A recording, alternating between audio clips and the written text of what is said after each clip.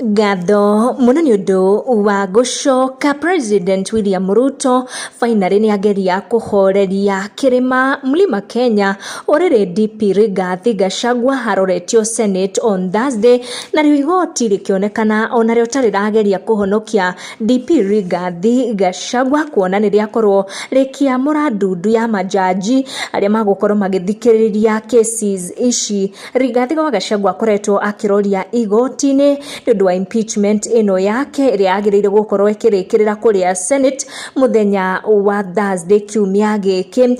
President Ruto ni arakorirwo akiaria muthenya wa ira na before tuthikiririe miario yake DP Gachagua ni arakorirwo grace event kuria Embu muthenya wa ira after President Ruto gufoso gukanja that event ndu wa marakara ma andu from the mountain. Na DP Rigathi Gachagua ni arakorirwo akiaria maundu meri kana matatu makegi impeachment motion and his expectation tukirora muthenya uyu wa Thursday kuria Senate yagirire gukorwo igithikiriria na kuigwa kana ni gukorwo ikimwegutia toria bunge yagikorirwo igika kana ni gukorwo igiteaniria allegations ciakorirwo ikireizwo ni bunge kiumia kihituku. Ino ekire miario ya DP Rigathi Gachagua ria aragikorirwo akiaria muthenya wa ira. So President Ruto kuria aragikorirwo akiaria finally akionekana tagweta kaundu kamwe DP agithiaga na mbere na kuruirira muturire wake wa gisiasa.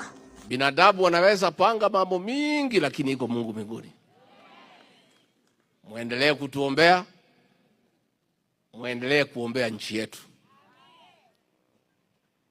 Sisi tulichaguliwa na watu wengi hawa ya Embu, si ndio? Sijui kama tawezekana tulichaguliwa na hii watu yote tufukuzwe na watu wachache.